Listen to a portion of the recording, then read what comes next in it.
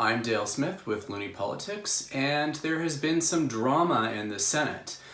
This last week, Independent Senator Pat Bovey defected from the Independent Senators Group and joined the Progressives, who used to be the Senate Liberals. Why this is important is twofold. One, this is the first time we've seen any of the new independent senators join the Progressive Caucus, which is kind of significant considering that we have seen senators who've gone with other splinter conservatives and formed the Canadian Senators Group, but never to the Progressives. So that is something to keep an eye on. The other thing is it's indicative of some of the dynamics that are happening within the Independent Senators Group right now. We know that there is some unhappiness with the current leadership in that group, and previous moves by some independent senators to leave have been blocked both by Senator Wu, who is the leader of the Independents, as well as there was an attempt to leave that was also forestalled by the last election of the leadership of that group.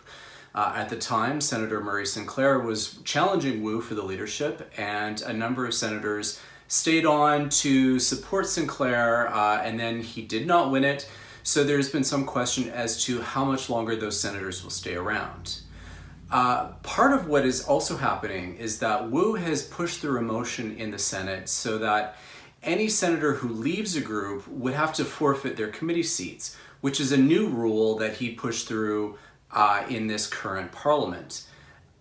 What has ended up happening is there's been a fight over committee seat allocation as part of this, and that's delayed the formation of committees through to this point.